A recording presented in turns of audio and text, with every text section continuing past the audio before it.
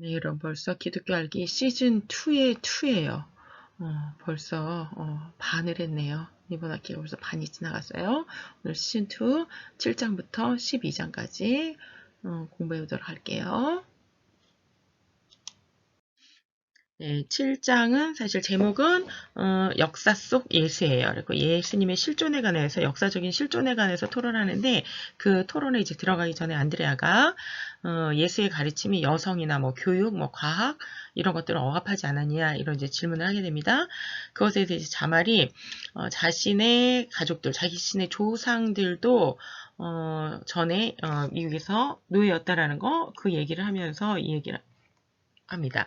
식민지 시대 미국에 설립된 123개의 대학들 중 단 한 곳만 제외하고는 모두가 기독교 관련 시설이었다. 다시 말해 기독교인들이 설립한 대학들이었다라는 거죠. 그렇죠? 사실 우리 이제 평택대학교도 피어선 선교사님이 지으셨고 피어선 선교사님 같은 경우는 영국에서 퓨리탄이라 그러죠. 청교도들이 영국에서 기독교인들을 예배드릴 수 없게 만들었을 때 이제 배를 타고 신대로까지 이제 건너게 되는데 그때 이제는 이 아더 피어선 우리 피어선 선교사님의 할아버지죠. 6대 할아버지께서 하버드 대학을 지으시고 그 이후에 이제 또 그 다음 조상인가 예일대를 지으시고 그러니까는 사실 미국에서도 그렇고 이 청교도들이 넘어와가지고 피리탄들이 배를 타고 와서 그 다음에 그 되게 좀 교육도 힘들고 많이 미개하고 이래줄 수 있는 그런 여건과 환경이잖아요. 그렇죠? 아무런 뭐 교육 기반, 뭐 산업 기반, 뭐 자기 전 재산도 다 놓고 왔기 때문에 아무것도 없는 그런 상황에서 학교들을 짓기 시작했고 대학들을 설립하기 시작해가지고 후손들에게 교육을 하기 시작했다라는 거죠. 그렇기 때문에 그때 이제는 미국 식민지 시대 때 설립되었던 그러한 그 123개의 대학들은 지금도 명문대로서 전 세계적으로 아주 유명한 대학에 속하는 걸 볼 수 있어요. 그 다음에 이제는 유명한 과학자들인 케플러, 보일, 뭐 파스테르, 뉴턴과 같은 과학자들도 모두 신실한 그리스도인이었다라는 그러니까 그리스도인들이 하나님이 주신 창조물이라고 생각하기 때문에 온 세상을 그러니까 다신교에서는 온 세상을 어떻게 해요? 비나이다의 그 대상으로 보잖아요. 응? 모든 것이 신이기 때문에 개구리도 신이고 장독대도 신이고 저 문지방도 신이고 모든 것을 다 뭐 천지신명부터 시작해서 하늘의 해와 달과 별이 다 신인데 거기다 대고 항상 비나이다 하는 게 그 인류에 보면 다신교의 오래된 역사란 말이에요. 그렇죠? 사람이 하나님께서 되게 정말 만물보다 귀중하고 온 영혼이 천하보다 귀하다 주께서 말씀하셨거든요. 그럼에도 불구하고 사람들은 가장 만물의 영장이라고 할 수 있는 사람들이 사실 실질적으로 인류 역사를 보면 그렇게 만물의 영장처럼 살지 못하고 뱀은 부활의 신이라 그래가지고 여러분 앰뷸런스나 이렇게 의사들 옷에 보면 뱀이 그려져 있잖아요. 왜냐하면 뱀이 치료와 부활의 신이라고 여겨졌거든요. 미라 같은 영화 보면은 어때요? 그 풍뎅이라 그래야 되나? 그런 딱정벌레라 그래야 되나? 그런 벌레가 부활의 신이어가지고 미라가 부활할 때 벌레들이 나오고 막 이러잖아요. 그러니까 다 비나이다 하는 그런 숭배의 대상이었는데 기독교는 그렇지 않다라는 거죠. 하나님이 인간을 만물의 영장으로 지으셨고 그다음에 온 세상에 있는 것들을 어떻게 하라는 겁니까? 잘 관리할 필요성이 있고 그것을 잘 알아야 된다.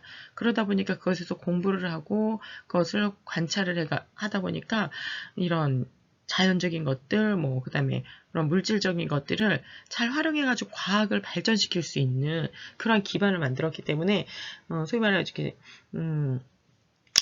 노벨 과학상을 탄 사람 중에 기독교인들이 많을 수밖에 없는 이유가 바로 이런 이유 때문이라는 거죠. 그다음에 유대인들이 뭐, 노벨상 하게 되면 유대인들이 다른 나라의 한 100배 이상을 탔단 말이에요. 왜냐면 이 사람들이 그 유일신 사상이 있어가지고, 이 만물을 향해 가지고 숭배의 대상이 아니라 인간이 가장 만물의 영장에 속한다라는 거죠. 그리고 다른 것들을 잘 알고 관리해야 된다는 그런 게 무지 강하기 때문에 과학이 기독교를 통해서 유대교를 통해서 아주 급성장하는 걸 볼 수 있어요. 그다음에 영국의 복음주의 정치인 윌리엄 웰버퍼스는 나라 간의 노예 매매를 금지시키는데 중요한 역할을 했죠. 그렇죠. 그러니까 18세기경이죠. 윌리엄 웰버퍼스가 이미 그 미국에서 노예 해방을 하기도 한 세기 전에 한 세기도 전에 영국이 대영 제국이던 시절에 어떻게 했습니까? 노예 제도를 막아야 된다라는 걸 가지고 법을 만들기 시작했어요. 윌리엄 월퍼스라는 사람이. 원래 이 사람이 이제 목회자 되려고 하다가 하나님께서 너가 목회자가 되는 게 중요한 게 아니고 이 법을 없애야 된다. 노예 제도를 없애야 된다. 그래가지고 그것에 이제 목숨을 걸고 평생 사명을 감당하다가 그 법 개정을 하는데 80년 걸리고 그러고 나서 불과 며칠 안에 죽어요. 1, 2주 안에 이제 돌아가시는 거 볼 수 있어요. 여러분, 한번 어메이징 그레이스라는 영화 한번 보세요.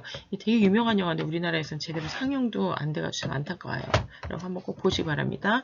그 다음에 로마 시대든지 결국 18세기 영국이든 19세기 미국이든 노예제도가 끝내게 되는데 기독교의 역할이 무지 컸다는 거죠. 그렇죠? 로마 같은 경우도 귀족, 왕족, 과 일반 평민과 노예의 삶은 정말 하늘과 땅 차이였잖아요. 노예들은 그냥 하나의 물질처럼 여겨지고 그 다음에 마음에 들지 않으면 뭐 팔고 뭐 이런 게 너무나 당연한 게 로마 시대 때부터 이제 그쵸?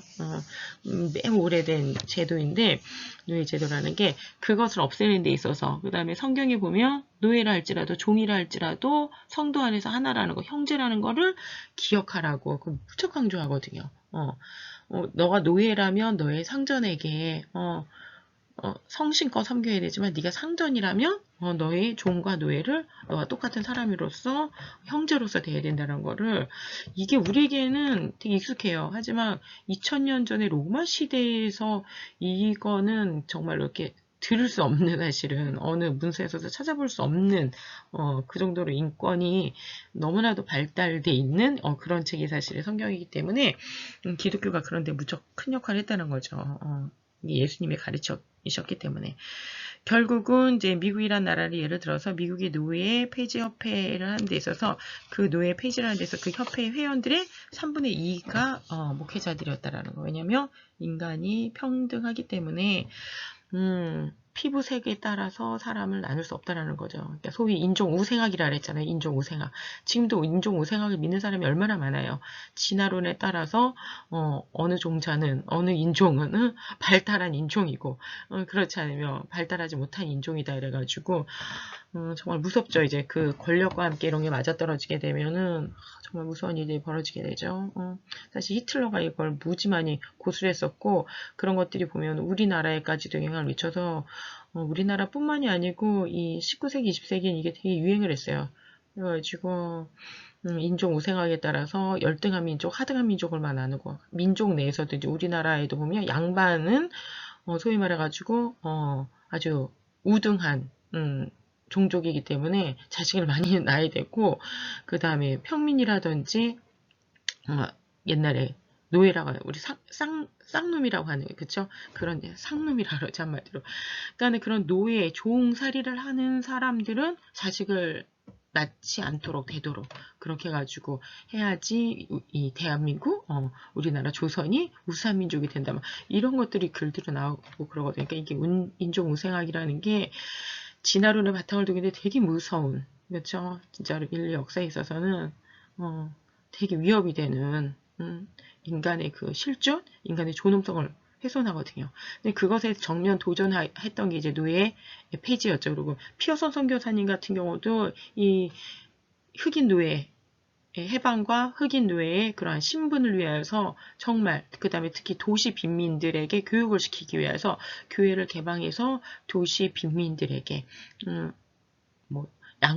양제의 기술, 그러니까 옷 만드는 기술도 가르치고 아이들을 데려다가 그 당시 아이들이 막 공장에서 일하고 이런 시대였으니까 그럼 아이들 데려다 공부시키고 이런 것들을 하는 게 대부분 그 당시에 교회였고 목사님들이었기 때문에 그런 면에 있어서 예수 그리스도의 가르침이 과학이라든지 뭐 여성이라든지 뭐 종이 그 노예라든지 이런 뭐 교육적인 거 인권적인 걸 억압했다라는 것은 사실 역사적으로 억측이다라고 이제 자말이 답변을 하는 것으로서 이제 시작을 하고 있죠. 서로는 아직 본론은 역사 속 예수에 관해서 하는 건데 안드레의 질문 때문에 살짝 옆으로 나가가지고 이거 먼저 답변하는 거 볼 수 있어요.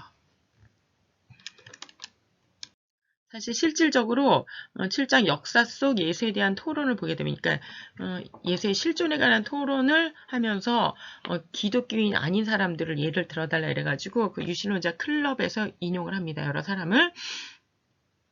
기독교를 멸시했던 토마스 페인도 예를 들고, 그 다음에 로마에서 가장 역사적인 역사가, 가장 위대한 역사가라고 하죠. 그러니까 황제가 막 6명, 7명이 바뀔 때도 타키투스는 계속해서 역사를 기록했단 말이에요. 그러니까 가장 위대한 역사가라고 불리는 타키투스의 증언과 기록. 그 다음에 이제는 풍자 작가예요. 루시안이라고 하죠. 루시안이라는 풍자 작가가 로마 시대 때 그리스도인들을 조롱하는 글을 쓰면서 그리스도인들에 관한 그들의 뭐 성격, 그들의 사회에서 그런 뭐 역할 이런 것들을 써놓은 걸 볼 수 있어요. 그 다음에 또 로마의 역사가 있던 스웨토니우스가 또한 역사 속에 그런 예수나 예수를 따르는 그리스도인, 예수님을 따르는 그리스도인들에 관한 증언을 해놓은 것을 7장에서 이제는 쭉 우리가 이제 보게 될 겁니다. 그래서 이제 본격적으로 역사 속 예수에 관한 토론이 174에서 이제 이어집니다. 브렛이 성경은 자기로서는 좀 믿기 힘든데, 그럼 성경 말고 다른 증거를 좀, 볼 수 있느냐, 이렇게 물으니까 이제 자말이 다시 답변하죠. 기독교의 회의를 품고 있다는 것과 성경을 신뢰할 수 있는 역사적인 문서라는 것을 부정하는 것은 별개의 사실이다. 얘기를 합니다. 그렇죠? 왜냐하면 성경만큼 역사적인 증거가 확실한 고문서는 없기 때문에 무조건 성경을 믿을 수 없다. 이렇게 얘기하는 거는 바른 학문적인 자세가 아니라는 거죠. 하지만 그럼에도 불구하고 브렛이 원하는 대로 성경 외에 기록물들이 어떤 것이 있는지 좀 더 객관적으로 설명하기 위해서 이제 그것을 예를 들어서 설명을 합니다. 대표적으로 이제 토마스 페인이라고 기독교를 되게 경멸했던 그런 사람이 이제 증언한 거예요. 그 사람이 기독교를 무척 경멸했음에도 불구하고, 그렇죠? 기독교에 관하여서 사실 우리가 예수님의 말씀을 다 못 따르기 때문에 기독교를 비판하는 사람들이 있어요. 그렇죠? 그거 자체를 나쁘다고 할 수는 없어요. 하지만 이 토마스 페인이 이제 증언하면서 뭐라 그러냐면 예수 그리스도는 덕망이 있고 친절한 사람이었다라는 거. 그리고 예수님이 설파하고 실천한 도덕은 아주 사랑이 넘치고 자유로운 것이었다라는 거. 비록 공자, 뭐 몇몇 그리스 철학자들 그리고 모든 세대의 선인들이 이 비슷한 그런 도덕적인 주장을 하긴 했지만 모두 그의 예수 그리스도의 도덕을 넘어서지는 못한다 하면서 예수 그리스도의 그 도덕성이 아주 추상 같은 그러한 도덕성이 있다라는 것을 극찬하였다라는 것을 얘기를 합니다. 그 때문에 성경 외에도 예수 그리스도에 관해서 기독교를 싫어했던 사람도 예수 그리스도의 그러한 가르침과 성품, 도덕성에 관해서는 극찬하고 있는 걸 볼 수 있다 하면서 이제 첫 번째 토마스 페인의 예를 들었고, 이제 두 번째 이제 신약학자 F.F. 브루스라는 사람이 예를 들어서 이 사람이 상당히 비평적인 학자였는데 어떤 작가들은 성경 속 예수가 그리스의 신하라는 생각을 로 이제 조롱을 합니다. 그러나 합리적인 역사가라며 그리스도의 역사성은 율리우스 카이사르, 그러니까 황제의 역사성만큼이나 자명한 것이다. 역사가들은 그리스도의 신화를 퍼뜨리지는 않았다. 이러면서 결국은 고대의 역사 문서들을 보게 되면 제대로 된 역사가라며 그리스도의 역사성은 의심할 수가 없다라고 이렇게 증언한 두 명의 예를 들어서 이제 설명을 해줍니다. 그리고 그렇게 해서 성경 외에 예수의 실존에 대한 다른 역사적인 기록, 그러니까 토마스 페인이라든지 F.F. 브루스 같은 경우는 이제는 현대학자들이잖아요. 이제 현대학자들 말고 이제는 고대로부터 내려오는 실질적으로 다른 역사적인 기록물이 존재하는지 얘기합니다. 그러니까 가장 이제 유명한 사람이 로마의 역사가 이제 코넬리우스 타키토스의 이제 기록, 아까 말한 대로 6명의 황제들이 7명의 총 황제들이 죽어요. 그러니까 로마의 황제들이 수명이 길지가 않아요. 계속 암살당하고 계속 불안하거나 아니면 타락하거나 이래가지고 거의 막 30대? 예, 뭐 길게 살아야 40대 이제는 거의 다 이제 죽게 되거나 암살당하거나 막 이렇게 정권이 계속 교체가 되거든요. 근데 그때 이제는 그것을 계속 지켜보면서 역사를 기록했던 사람이 바로 코넬리우스 타키투스라는 사람이에요. 그러니까 되게 역사 기록을 상당히 잘했고 7명의 황제들의 역사를 통틀어서 했기 때문에 그 기록물의 가치가 엄청 높겠죠. 자, 보세요. 사람이 할 수 있는 어떤 위로로도, 군주가 할 수 있는 어떤 부하로도, 신에게 바칠 수 있는 어떤 속죄제물로도 그는 로마 대화제의 주범이라는 오명에서 벗어날 수 없었다. 이거 누구 얘기인지 아시겠죠, 여러분?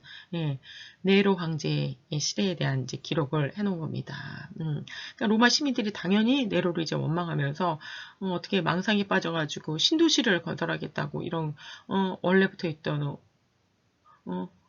올드 로마죠, 그렇죠? 올드 로마를 갖다가 막 다 태워버리는 그런 일을 저지를 수 있냐 막 이제 분노가 극에 달하죠, 그렇죠? 그러자 그는 자신에 관한 풍문, 이런 나쁜 소문을 잠재우기 위해서 당시 사람들로부터 배척받았던 그리스도인이라 불리는 사람들에게 죄를 다 어떻게 합니까? 이런 로마 대화자의 주범을 이제 만들어 버리려고 그 사람들을 막 자백하려고 막 끔찍한 고문을 하고 뭐 사자밥으로 던지고 막 글래디에이터라는 그런 인간 사냥꾼들이죠. 그렇죠? 인간 병기들에게 던져가지고 뭐 애고 여자고 상관없이 뭐 노인이고 상관없이 막 죽이는 이제 그러한 극형을 막 처하는 일들이 막 저질러졌었죠.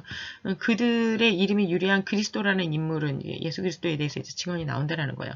티베리우스 행정관이었던 본디오 빌라도에서 처형되었는데 그와 관련된 유해한 미신은 얼마 동안 억압을 받아 잠잠해졌다가 본거지 유대지역 전역뿐만 아니라 로마 시해까지 크게 번졌다. 이게 무슨 말이냐면은, 그러니까는 이 네로가 계속 죽였다라는 거죠. 네로뿐만이 아니고 뭐 그 시대에 다른 로마의 황제들도 계속 그리스도인들을 죽였어요. 왜냐하면 모든 것을 다 신이라고 믿고 알지 못하는 신에게까지 비나이다를 하는 그러한 다신론의 세계고, 황제가 당연히 또한 신이 되고, 이러한 사회에서 황제도 신이 아니고 이 세상에 뭐 해, 달, 별, 나무가 신이 아니다.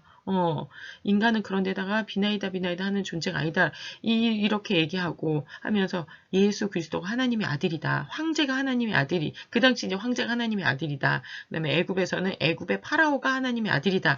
이게 이제는 그 당시에 황제나 파라오는 신의 아들로서 이 세상을 통치하는 거다. 이게 이제는 고대 사회의 소위 말해가지고 법인데, 그렇죠? 그게 고대 사회에서 문화인데, 그렇죠? 정치 문화인데 이거를 아니라 그러니까 문제가 생기는 거죠, 그렇죠? 근데도 불구하고 그래서 이 기독교인들을 황제들이 죽이면서 썼던 기록문을 보면은 이제 다 죽여가지고 더 이상 죽일 사람이 없다. 이제 예수 그리스도라는 이름은 인류사에서 어디서도 들을 수 없다. 이렇게 막 큰 소리를 치면서 기록해 놓은 것들이 상당히 많아요.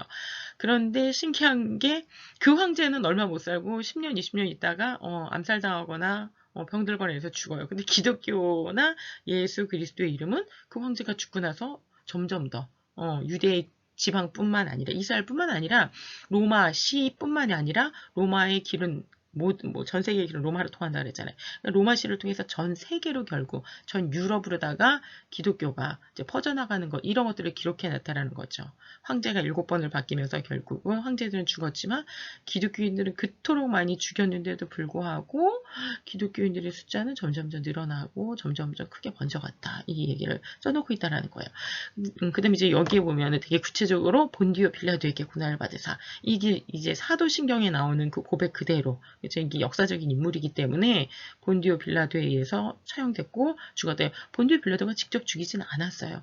그럼에도 불구하고 본디오 빌라도가 죽었다라는 그 뭐예요? 그 자기가 주권을 했잖아요. 그렇죠? 워낙 유대인들이 죽이고 싶어 해서 자기는 그냥 유대인들에게 내어준 것밖에 없는 거거든요. 사실 실질적으로 보면. 그렇죠? 그래도 불구하고 책임은 누구에게 있습니까? 총 책임은 가장 높은 사람이기 때문에, 그다음에 그 당시에 가장 역사적인 인물이었기 때문에 항상 역사 기록에서도 그렇고 성경에서도 그렇고 사도신경에서도 그렇고 이 예수 그리스도의 사건이 역사적인 사건이라는 것을 정확하게 그 시점이 언제인지를 알려주는 사람의 이름이 바로 본디오 빌라도예요.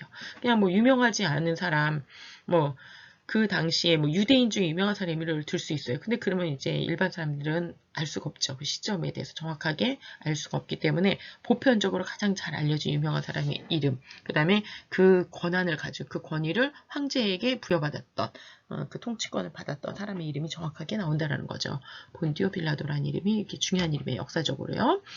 자, 그다음에 로마의 풍자 작가 루시안 페네그린의 죽음에 보면 그리스인들은 그들의 신기한 의례들을 소개하고 십자가에 못 박혀 죽은 그 유명한 인물을 오늘날까지도 믿고 숭배한다. 신기한 의례들을 소개하니까 성찬식을 한다든지, 그죠? 예수가 십자가에 못 박혀 처형당했으면 그 십자가는 끔찍한 거예요. 단두대처럼 끔찍한 건데 기독교인들은 그 십자가를 향해서 어떻게 합니까? 예수님의 그 은혜와 사랑을 기억하면서 그 끔찍한 십자가마저도 어떻게 해요?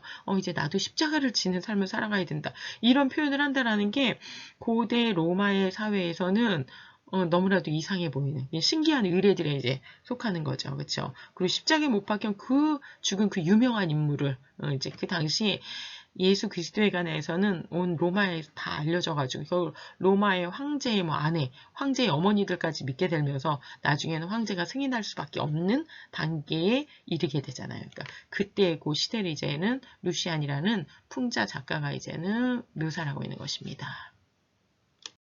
178쪽에 계속 이제 루시안의 그 기록에 관해서 내용이 계속 나옵니다. 그러니까 루시안이 뭐라 얘기냐면 이들 오도된 무리들. 그래서 이 사람들이 이 루시안이 보기에는 이 로마의 황제를 섬기지 않는 이 사람들은 그 시대상으로 봤을 때는 옆으로 나간 사람이라는 거죠. 오도된 무리들은 모두 자신이 불멸의 존재들이라는 확신을 가지고 자기가 영생한다는 믿음을 가지고 있다는 거예요.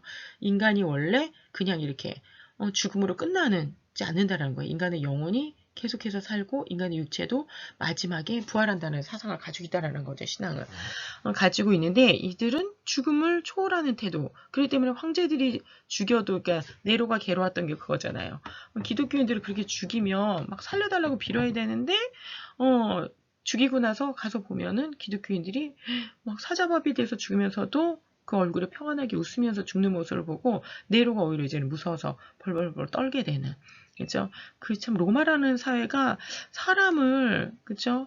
가둬놓고 그 막 콜로세움이라든지 원형 경기장 10,000명, 20,000명, 많게는 몇만 명까지 막 들어가는 곳에서 공개적으로 그죠? 사람을 잡아놓고 죽이는 게임을 하는 거잖아요. 얼마나 여러분, 그 되게 사이코패스적인 사회죠. 그쵸? 그러니까 생명에 대한 존중이 없기 때문에, 인간 생명에 대한 존중이 없기 때문에, 그 다음에 어때? 그, 로마라는 사회를 보게 되면은, 자살 문화가 또, 가족들이 우리, 언제 자살하니까 다 같이 와서 우리 자살 파티에 모두 다 나와주세요. 그러면은, 모든 사람들이 이 사람들 자살하는 데 와가지고, 잘 가라 그러고 이 사람들은, 사람들이 보는 앞에서 공개적으로 이렇게 온 가족이 자살을 하는 그러한 문화들이 이 사람들이 가지고 있었거든요. 그러니까, 인간의 생명에 대한 존중이 되게 떨어지는 거죠. 근데, 기독교인들 어때? 생명을 되게 소중히 여기는데도 불구하고, 죽임을 당하게 됐을 때, 순교를 하게 됐을 때, 그것에 대해서 초월하는 태도를 보이지만, 그것 때문에 막 두려워, 무서워, 떨고 배신하고 막 이러지 않았다라는 거죠. 그러면서 자발적으로 자기 희생을 감수한다든지 하는 태도, 그치, 아까 종들을 향해서도 자기의 물건을 함께 나눈다. 그게 이제는 로마 같은 계급사회에서는 그렇게 하면은 자기의 격이 떨어지는 건, 로 이렇게 알려져 있는데 기독교인들이 그렇게 하지 않았다라는 거죠. 자기의 것을 기꺼이 희생을 감사하는 그런 형태를 보이고 그들은 자신들에게 새 법을 부여한 그러니까 사랑의 법이죠. 그렇죠? 사랑의 그러한 새 법을 부여한 형제를 내 몸같이 사랑하라. 하나님을 네 마음을 다해서 사랑하고 형제를 너 자신과 같이 사랑하라는 이러한 법을 부여한 이에게 깊은 감동을 받은 나머지 기독교로 개종한 바로 그 순간부터 서로를 형제 자매로 여기며 그리스의 그 오만 신들이 있잖아요. 그쵸? 모든 것을 다 불도 신이고 물도 신이고 해와 달과 별 황제도 모든 게 다 신이고 하다못해 이제는 뭐예요? 벌레까지 개구리까지 다 이제 신으로 섬기고 하는 그런 것들에 대해서 그러한 다신교의 세상을 부인하고 황제 숭배를 하지 않는다는 거죠. 황제의 형상 앞에 가서 절을 한다든지 신으로서 경배한다든지 하지 않고 그냥 황제로서 당신의 통치권과 권위를 인정하고 존중하지만 신으로서 섬기진 않는다. 이거를 분명히 했다는 거죠. 십자가에 못 박힌 그 현자를 그러니까 여기서 예수를 말하는 거죠. 현재라고 표현했어요. 현자를 숭배하며 그의 법에 따라서 살아간다. 그들은 이 모든 것을 믿음으로 받아들이며 마침내 세상의 모든 재물들을 귀히 여기지 않고 자기 것을 여기지 않고 함께 나누는 걸 되게 기뻐한다. 하는 걸 이제 보고 이렇게 표현하거든요. 그것들을 단지 아주 공동의 소유로 여긴다. 이게 아주 이 루시안이 워낙에 그 풍자작가로서 뛰어난 사람이었기 때문에 자기가 기독교인을 다 이해를 할 수는 없지만 이 초대교회 사람들의 그 속성과 삶의 형태에 대해서 아주 매우 상세하게 기록하고 있는 것을 볼 수 있어요. 그러니까 루시안은 그들이 예수라는 사람의 미혹이 되어가지고 그런 현자, 이미 죽어버린 현자에게 미혹이 되어 있다라고 여기고 있었어요. 그러나 그는 예수 그리스도가 십자가에 못 박힌 사실, 그리고 그를 추종하는 사람들이 예수를 섬기고 서로에게 놀라운 선행을 베풀었다라는 것을 그런 역사적인 사실들을 전혀 부정하지 않고 오히려 반대로 아주 상세하고 뛰어나게 기록해 놓고 있다라는 거죠. 그런 차원에서 이제는 루시안의 그 페레그린의 죽음에 나오는 기록들이 되게 역사적으로 중요한 역사 기록에 속합니다. 예, 179, 180쪽으로 이제 계속됩니다. 그러니까 로마의 역사가 스웨토니우스가 그 클라디우스라는 사람의 그 생애를 기록하면서 나오는 기록물이에요. 이제 그리스투스, 그러니까 그리스도의 선동을 받은 유대인들이 이게 예수님의 제자들을 말하는 거예요. 그 뭐 베드로라든지 바울이라든지 이러한 제자들이 계속 소란을 일으켜서 클라디우스는 그들을 로마로부터 추방시켰다. 이게 이제 AD 49년에 보면 사도행전 18장에도 이제 일치하는 기록이 똑같이 나온다라는 거죠. 그러니까 사도행전 누가가 썼거든요. 누가. 그러니까 되게 역사적으로다가 정확한 기록을 쓴 사람이죠. 그렇죠? 마테마가, 누가, 요한 중에 누가복음과 사도행전을 썼는데 아주 의사였고 그다음에 역사적으로 확실하게 그죠? 일치하는 너무나도 정확한 그런 기록을 써놨기 때문에 로마의 역사가 스웨토니우스의 기록과 지금 사도행전 18장의 기록이 일치하고 있다는 거예요. 그러니까 계속 소란을 일으켰다는 게 뭐냐면 가서 뭐 시끄럽게 막 싸우고 이랬다는 얘기가 아니고 아까 말한 대로 황제를 신으로 숭배하지 않는다는 것만으로도 그 당시는 정말로 쇼킹한 일이거든요. 황제의 형상만 봐도 가서 절을 하고 왜 옛날 우리나라도 보면 일제시대 때 일본 천황이라 그러잖아요. 일본의 왕을 갖다가 갑자기 천황이라고 신이라는 얘기거든요. 하늘 황제라는 거예요. 하늘 황제. 황제로서 섬겨야 된다 그래가지고 우리나라 곳곳에 우리가 신사 뭐 사당 이런 이름 신사동 사당동 이런 게 다 옛날에 그 신사참배하고 사당이 있던 곳이에요. 그러니까 일제시대 때 신사참배라는 그 신사가 있던 곳들이 이제 신사라는 이름으로 남아있는 곳이 많거든요. 그러니까 우리나라 사람들 거기다 대고 뭐 했어요? 그냥 마을 곳곳에다 좀 넓은 곳이나 뭐 이런 광장 같은 데다가 다 신사를 만들어 놓고 거기다가 딱 황제처럼 섬기라는 거죠. 그 천황을 갖다 섬기라고 황제로서 그 신으로 섬기라는 거거든요. 그러니까 그러한 시대예요. 지금 이 로마 시대가 그렇죠? 그다음에 근데 기독교인들은 뭐라 그래요? 황제는 인간이지 신은 아니다. 인간은 평등하고 모두 다 존귀한 존재다. 그리고 피조물 역시 신이 아니다. 뭐 풍뎅이, 뱀, 사자, 곰, 나무, 불, 거석. 그러니까 여러분 왜 원시 종교라고 그러죠? 원시 종교. 토테니즘, 애니미즘 들어갔어요. 토테니즘은 뭐예요? 뭐 토테니즘 뭐 사자, 곰, 뱀 이런 토템을 만들어가지고 그거를 숭배하는 거예요. 그리고 거기다 대고 비나이다 하면서 복을 달라고 이제 비는 온갖 세상의 모든 것에다 대고 이제 다 비는 게 이제 토테니즘. 애니미즘은 뭐 원래는 생명이 없는 거예요. 뭐 해, 달, 별, 뭐 우주 이런 거 생명이 없잖아요. 근데 거기다 생명을 자꾸 불어 넣어가지고 그래서 애니미즘, 생명처럼 살아있다라는 거, 살아서 움직인다라는 거. 근데 해, 달, 별 이런 거에 대고 어떻게 해요? 비나이다, 복을 주시옵소서, 비나이다. 이렇게 천지신명있게 비나이다. 이거를 이제 한다는 거죠. 그러니까 이게 원시 종교거든요. 인류 살아보게 되면은 고대 사회는 이 토테니즘과 애니미즘이 무척 강해요. 그러니까 아무데나 대고 막 빌어야 돼요. 그러니까 옛날에 그 노벨 문학상을 탔던 펄벅이라는 분이 있어요. 그래서 펄벅이 쓴 데이지라는 소설을 보게 되면 중국에서 살았기 때문에 이제 중국을 배경으로 선교사의 딸이었기 때문에 중국을 배경으로 쓴 소설인데 그 펄벅의 데이지에 보면 무슨 장면이 나오냐면요. 그 종살이 하던 사람이 있었어요. 지주의 집에서 종살이 하던 사람이 나와서 자수성가해서 결혼해서 자식을 낳고 자기도 이제 땅을 가지고 농사를 짓고 이제는 진짜 자수성가한 거죠. 그렇게 이제 성공한 사람이 돼가지고 자기가 전에 종살이 하던 사람의 그 주인집에 가는 거죠. 가가지고 이제 자기가 자식도 낳고 이제 땅도 있다. 이제는 나름 자기가 인생을 잘 살고 있다. 이제 그걸 축하받고 싶어서 칭찬받고 싶어서 간 거예요. 가가지고 오는데 기분이 너무 좋은 거지. 자기 자식을 막 하늘로 들어 올리면서 막 이렇게 막 뭐죠, 뭐 무등도 태우고 행가리도 치면서 내 아들이다. 내 아들이 얼마나 자랑스럽냐. 내 아들아, 너는 아버지보다 더 잘 될 거다. 막 이렇게 막 자기 아들을 두고 막 춤추는 장면이 나와요. 그러니까는 그 옆에 있던 부인이 갑자기 막 남편을 때리면서 미쳤냐, 정신 차려라, 뭐 하는 짓이냐, 막 갑자기 막 비명을 지르면서 막 난리가 나니까 이 남편이 갑자기 아닙니다. 이 아들은 아주 보잘것없고 하잘것없는 바보 같은 놈입니다.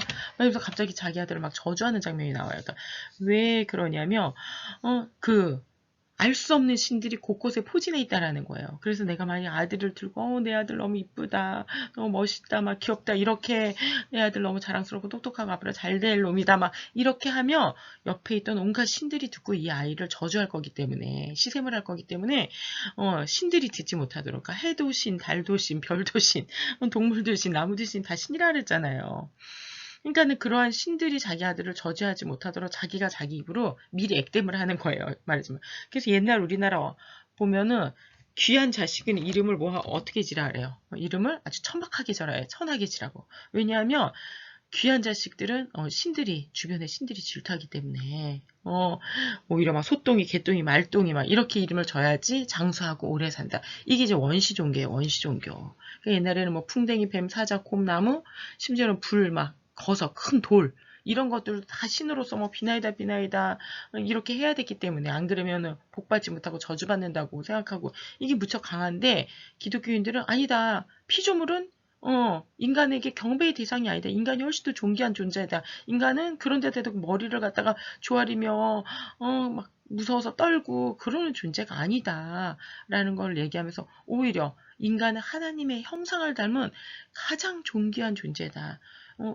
머리를 숙여고 경배해야 될 존재가 있다면 만드신 조물주, 창조주 하나님 외에는 없다. 함부로 어디에다 대고 머리를 조아리고 신으로서 경배하지 말아라. 이런 그러니까 원시 종교를 타파하는 이런 일들이 벌어졌기 때문에 그 당시는 이게 엄청난 소란이었어요. 엄청난 소란. 소위 말해가지고 십계명, 유일신신앙이죠. 하나님 외에는 어느 것에도 함부로 경배하거나 형상을 만들어서 머리를 조아리고 숭배하지 말아라. 이런 거거든요. 일계명이잖아요. 이게 십계명의 일계명. 이것 자체가 그 고대의 원시 종교의 세상에서는 너무나도 감당하기 힘든 거였죠. 인류가 발전하면서 점점 신앙이 어떻게 돼요? 고등 종교로 변하기까지 사실 상당히 오랜 중세 천년 때까지도 이런 거를 사실 벗어나지 못한단 말이에요. 중세시대가 지나고 종교개혁, 우리가 지난번에 루터 읽었었잖아요. 그렇죠? 종교개혁 시대가 되면서 소위 인쇄술이 발달하고 성경을 읽기 시작하면서 이러한 온갖 것들에 무서워하고 두려워하고 비나이다 하는 이런 것들로부터, 미신들로부터 사실 인류가 이제 해방되거든요. 근데 이게 지금 로마 시대니까 2000년 전이란 말이에요. 그렇죠? 그렇기 때문에 계속 소란이 일어나서 결국 로마로부터 추방시킬 수밖에 없었다. 이제 이런 기록들이 성경에도 나오고 지금 스웨토니스의 그 클라디우스의 생일도 나온다는 거예요. 그 다음에 이제 로마 총독 소플리뉴스의 증언이에요. 황제의 동상 앞에 참배하고 그리스도를 저주하지 않는 그리스도인들을 모두 계속해서 죽여야 할지, 아니면 선별적으로 죽여야 할지 명령을 내려달라. 지금은 남녀노소 할 것 없이 그냥 그리스도를 믿는 사람들을 그냥 그 황제의 동상 앞에 신으로서 숭배하지 않는 자들은 무조건 갖다 다 죽이는데, 이거를 계속해서 죽여야 될지 아니면 리더들만 잡아서 죽여야 될지 명령을 내려달라. 너무 그 숫자가 많다. 죽여도 끝이 없다. 이런 기록을 남겨놓으면서, 그런데 그들은 신기하게도 정해진 시간에 모여서 그리스도를 찬양하는데, 그들은 사기, 도적질, 간음, 거짓 증언 등 어떤 악행도 하지 않고 서로의 신뢰를 저버리지 않는 그런 신실한 사람들이다라는 것을 이렇게 기록을 하면서 계속 죽여야 되는지, 이 사람들을 어떻게 해야 되는지, 이 사람들은 정해진 시간에 죽을 줄 알면서도 모인다라는 거죠. 이런 사람들을 어떻게 계속 죽여야 되는지에 대해서 지금 가이드라인을 달라. 이렇게 계속 사실 죽이기 너무 힘들다. 이런 표현인 거죠. 로마 총독 소플리니우스가 기독교인을 죽이다 계속해서 죽여야 되는지에 대해서 고민하면서 기독교인들이 어떤 사람들인지에 대해서 기록을 남겨놓고 있다라는 것입니다. 8장은 역사상의 자료들을 믿긴 믿는 거야 라는 제목이에요. 자말이 여러 그런 역사적인 사람들을 예를 들어서 말해줬는데도 로렌이 그것밖에 없냐 이런 식으로 반문을 하니까 이제 스콧이 아니 역사적인 기록물들이 얼마나 중요한데 그걸 그렇게 좀 가볍게 여기느냐 이렇게 생각하면서 역사상의 자료들을 믿긴 믿는 거야 이제 제목이 됐어요. 자말이 이제 추가로 예를 든 게 이제 탈루스와 율리우스 아프리카누스 그 다음에 마라바 세라피온을 예를 들어서 이제는 설명합니다.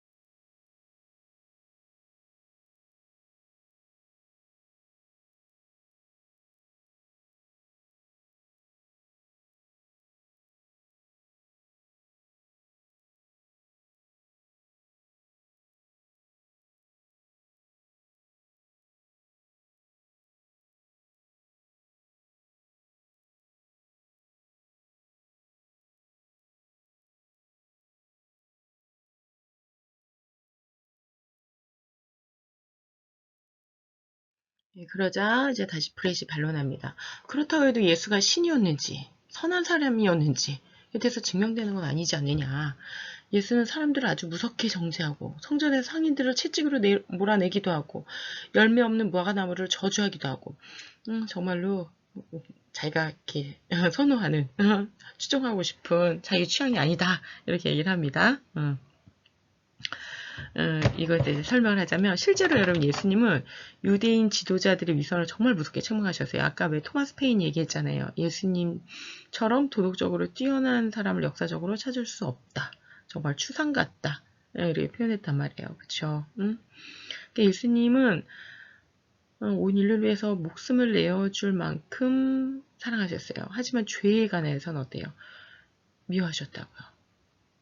죄인은 미워하지 않았지만 죄인은 정말로 미워하셨어요. 실제로 예수님은 유대인 지도자들이 특히 그 위선을 무섭게 책망하셨어요. 너희들은 너희들도 천국에 가지 못하면서 너희들을 따르는 자들을 배나 지옥의 자식으로 만드는구나. 회칠한 무덤과 같다. 안에는 엄청 막 썩고 있는데 겉에는 하얗게 회를 칠해가지고 깨끗해 보이지만 정말 가장 더러운 독사의 구렬로 만드는구나 막 이렇게 표현하시는 거 볼 수 있어요. 정말로 무섭게 책망하신 거거든요. 왜냐하면 그 위선에서 벗어나지 못하면 스스로가 가장 거룩하고 가장 깨끗하고 가장 똑똑하다고 생각하는 바리새인 사두개인들에 의하면은 정말로 그 누구도 자기 자신 말할 것도 없고 그 누구도 하나님 나라에 갈 수 없는 일이 벌어져 버리기 때문에 하나님께서 주님께서 오셨을 때 유대인들의 그런 위선에 대해서 정말 무섭게 책망했어요. 그럼 유대인들만 그렇게 바리새인, 사두개인 막 이런 사람들만 책망했느냐 하면 아니에요. 예수님께서 오히려 창기라든지 막 가난한 사람들에 대해서 엄청나게 사랑을 하셨죠. 그러면서도 또한 믿음을 훈련을 시킬 때는 연단을 시키세요. 그리고 특히 베드로가 자기가 예수님이 왕이 되면 내가 예수님 오른팔이 돼가지고 영의정을 하려고 그랬는데 주님께서 십자가를 치고 내가 죽는다 이렇게 표현하니까 절대로 안 된다 그러니까 예수님이 사단아 뒤로 물러가라. 네가 하나님이 아니라 지금 눈에 보이는 세상의 일, 사람의 일을 생각하는도다. 그럼 제자 가장 수제자잖아요. 가장 애제자잖아요. 그런 제자에게 사단아 뒤로 물러가라. 이렇게 말씀하실 정도로. 하지만 또 네가 회개하고 반드시 돌아오기를 내가 기도한다. 이렇게 또한 마지막까지 또한 격려해 주시고 이렇게 하시거든요. 그 다음에 또 그렇게 지옥에 사람을 보내지 않기 위하여서 그쵸? 그 형벌을 지고 죄악 가운데 사람이 죽지 않기를 원했기 때문에 대신 죽으시면서도 그런 지옥이 얼마나 무섭고 끔찍한지 회개하고 돌아와야 된다. 하나님의 나라를 사랑하고 하나님 나라를 향해서 살아야지 지옥으로 내려가는 인생을 살면 안 된다라는 것을 가장 강력하게 경고를 하신 분도 또한 예수님이세요.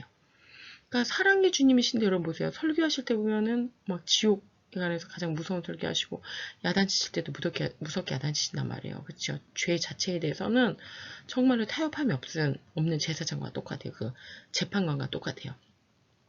완전한 공의 하나님의 속성을 계시하신다라는 거예요. 완전하신 거룩한 완전하신 공의. 그렇죠? 마치 재판관이 대충 타협하고 넘어가지 않잖아요. 그렇죠? 가장 올바른 재판장은 가장 정확하게 재판을 하되 어떻게 해요? 불쌍한 사람 보며 벌금을 못 내주니까 어떻게 했어요? 그러면 우리가 여기서 10달러씩 걷어서 이 사람의 벌금을 대신 내주시다. 하지만 벌금을 무효화시킬 수는 없다라는 거예요. 누군가가 직위는 져야 된다는 거죠. 벌금을 내야 된다라는 거예요. 마치 그러니까 사랑과 공의가 균형을 이루는 것과 똑같은 거죠. 그러니까 사실상 사랑과 공의의 완전하고 절대적인 균형을 이루고 있는데 사람들 눈에는 뭐가 보이냐면 사랑해 주시는 주님을 좋아. 사랑의 예수님을 좋아요. 막 야단치고 막 공의를 선포하고 도덕을 가르치시는 예수님은 사람들은 어떻게 해요? 그런 거 좀 안 했으면 좋겠어. 우리 똑같죠. 부모님 우리 야단치실 때 어떻게 해요? 나를 사랑해주는 부모님 좋은데 막 야단치고 그러면은 철들면은 그걸 알아. 철이 나기 전까지는 싫지. 그렇죠? 그러니까 예수님의 이 속성이 두 가지가 다 있어요. 절대 공의와 절대 사랑. 그렇죠? 우리가 여러분 나중에 결혼해서 여러분들이 자녀를 길러도 마찬가지죠. 사랑으로만 기르면 어떻게 되겠어요? 완전 버릇없는 자기밖에 모르는 이기적인 사람이 되죠. 근데 매일 야단만 치면 또 어떻게 되겠어요? 그럼 정말로 길을 펼 수 없는 그냥 정말 자존감 없는 아이가 될 거 아니에요. 그렇기 때문에 이 자녀를 기를 때도 공의와 사랑을 균형을 맞춰야 되는데 그게 쉽진 않아요. 쉽지 않아. 근데 주님은 이러한 절대 공의와 절대 사랑의 속성 두 가지를 다 가지고 계시기 때문에 여러분 성경 읽어보시면 그 두 가지가 다 드러나는 걸 볼 수 있어요. 자말의 답변입니다. 지금까지 예수의 존재에 대한 역사적인 사실을 확인해 보았으니 이제 브레시 얘기한 대로 정말 예수가 좋은 분이었는지에 대해서 우리가 고찰해 보기로 하자. 이렇게 하고 184페이지가 끝나죠. 185쪽에 보게 되면은 이제 브렛의 질문한 것에 따라서 정말로 예수 그리스도가 어떤 인물이었는지에 대해서 어떤 사람이었는지에 대해서 이제는 자말이 답변을 합니다. 1세기의 이교도 작가, 그러니까 스토아 학파의 작가로 추정되는 마라바 세라피온의 증언에 따르면 그리스도를 위대한 현자 왕으로 기록하고 있다는 거예요. 여러분 1세기면 예수님하고 지금 같은 시대의 사람이에요. 그렇죠? 소크라테스를 처형함으로써 아테네인들이 이익을 본 것이 무엇이었나? 그들이 저지른 범죄의 결과는 기근, 역병뿐이었다. 사모아 사람들이 피타고라스를 화형에 처한 결과는 얼마 지나자 그들의 땅은 모래로 덮여버렸다. 자신들의 현자 왕을 처형할 유대인은 또 어떻고 그들의 나라가 세상에서 사라져버렸지. 그렇죠. 결국 AD 70년에 유대라는 국가가 그렇게 로마에 아부를 했는데도 불구하고 결국은 멸망당해버린단 말이죠. 신은 그들 3명의 현인들을 없앤 세상 사람들에게 정당한 보복을 하신 거다. 아테네인들은 기근으로 죽어갔고 사모스 섬 사람들은 바다에 휩쓸려 버렸고 유대인들이 살던 땅은 파괴되었고 그나마 그들은 그곳에 살지도 못하고 지금 쫓겨나가서 전 세계에 디아스포라로 흩어져 버리지 않았느냐. 하지만 소크라테스는 영원히 죽은 게 아니다. 그는 플라톤의 가르침을 통해서 살아남았고 그 다음에 피타고라스도 마찬가지다. 그는 헤라의 동상을 통해 지금도 살아있다. 유대인의 현자왕 예수 그리스도도 마찬가지다. 그가 가르친 교훈들을 통해서 여전히 우리 곁에 살아남아 있는 거다라고 이렇게 표현하고 있어요. 그러니까 예수님의 부활 같은 건 인정하지 않고 있지만 그렇죠? 이 앞뒤 문맥을 보면 그렇죠. 하지만 지금 이 철학자 마라바 세라피온, 이 세라피온은 뭐라고 얘기합니까? 이와 같은 기록들에 대해서 예수 그리스도께서 당시에 실제로 살아 계셨을 뿐만이 아니라 어때요? 유대인이고 현자 왕이었고 그 당시 이 사람이 이제 철학자였으니까 철학자로서 가장 존경받는 소크라테스와 피타고라스와 같은 그러한 사람이었으면 이 사람이 현자였을 뿐만 아니라 유대인의 왕이었다라고 이렇게 표현을 하고 기록을 하고 있다라는 거예요. 그런 면에 있어서 예수님이 당시에 지금 브레이시 알고 있는 것처럼 그렇게 막 나쁜 그렇죠. 자기 취향이 아니라고 했잖아요. 너무 무섭게 야단치기 이런 모습. 하지만 유대인의 왕이었고 현자였고 바른 길로 백성들을 이끌고자 했다. 그런 사람이었다라는 것을 이 세라피온이 증언하고 있다는 것입니다.